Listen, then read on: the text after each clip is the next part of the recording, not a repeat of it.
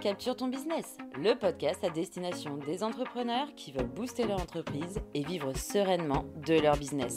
Créé avec amour par l'agence normande Capture Communication. Et bienvenue dans ce nouvel épisode dans lequel nous allons parler de tes finances d'entrepreneuse. Ouais, je sais, là tout de suite, je te vends pas du tout du rêve, mais ne t'inquiète pas, on va voir que la compta, c'est essentiel, mais qu'elle n'a justement pas à être un moment de torture, je te le promets. Quand on plonge dans l'univers de l'entrepreneuriat, on se retrouve à devoir tout gérer en même temps, toi-même tu sais. Et on réalise bien vite que gérer ses finances est une obligation qui, même si elle peut faire peur, est nécessaire à la survie, mais aussi au développement de ton entreprise. D'ailleurs, peu importe la taille de ton entreprise ou le secteur dans lequel tu évolues, maîtriser tes finances, c'est un peu comme avoir une clé magique pour ouvrir les portes de ta réussite à long terme. Alors dans cet épisode, on va plonger dans l'importance cruciale de garder un œil sur tes finances et je vais te partager des astuces pratiques pour t'aider à gérer tes finances sereinement tout en décuplant ton chiffre d'affaires. Alors, pourquoi maîtriser ta compta, c'est si important ? On va reprendre l'image de base. Imagine que ton entreprise, c'est une maison.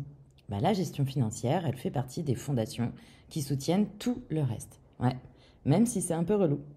Et donc chaque décision, chaque investissement, chaque mouvement que tu fais est influencé par la compréhension de tes chiffres.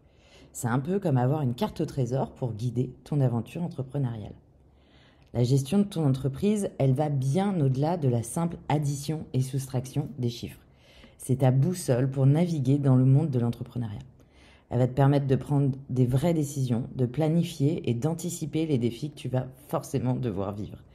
En d'autres termes, c'est en gros ton assurance pour éviter les problèmes et pour évoluer en toute confiance et en toute sérénité. Et encore une fois, quand tu sais où tu vas et où tu en es, tu sais comment y aller. Sinon, tu navigues à vue et tu échoues dans un endroit un petit peu inconnu. Ta vision est ton filet de sécurité, il faut vraiment y songer. L'entrepreneuriat, c'est un peu comme une montagne russe. Il y a des hauts, mais il y a des bas. Le plus souvent, les bas, ils sont imprévus. Et c'est là que la vision et la prévoyance entrent en jeu. En ayant un filet de sécurité, tu peux faire face aux imprévus avec calme et sérénité. C'est un peu comme avoir un parapluie les jours de pluie, tout simplement. Et en travaillant ta vision, tu sais où tu veux aller et comment, encore une fois.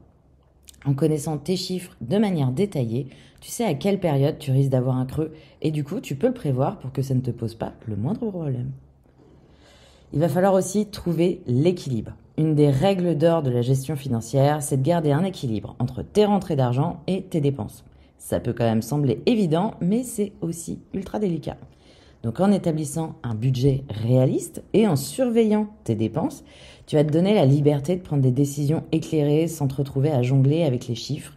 En bref, un budget réaliste, encore une fois, qui t'aidera à gérer tes dépenses et surtout à maximiser tes bénéfices.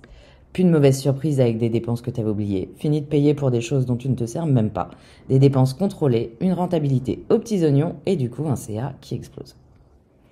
Investir pour te développer. Oui, faut y penser. Parce que lorsque tu gères bien tes finances, tu te donnes la possibilité d'investir dans la croissance de ton entreprise.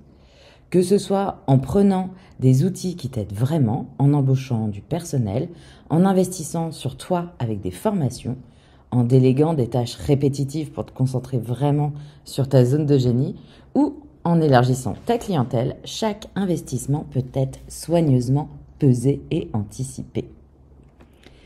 Des outils qui t'aident vraiment, oui, il y en a tellement maintenant, la technologie a rendu la gestion financière beaucoup plus accessible et moins prise de tête. Des applications de suivi des dépenses, au logiciel de comptabilité, il y a tellement d'outils pour t'aider à garder le contrôle. Ça peut t'éviter de sacrées prises de tête. Et d'ailleurs, à la fin de ce podcast, je te révélerai notre outil magique pour gérer nos finances sur mesure et en quelques minutes par mois. Regarde tes revenus pour les augmenter.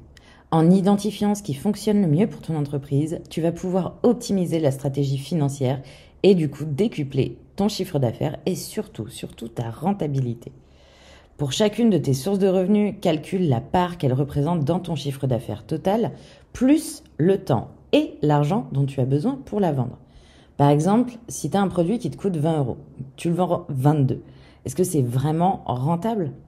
Un service qui te prend 4 heures et t'oblige à payer un abonnement à tel ou tel outil à 20 € par mois et que tu ne vends que 2 fois par an à 80 €, est-ce que lui aussi il est vraiment rentable ?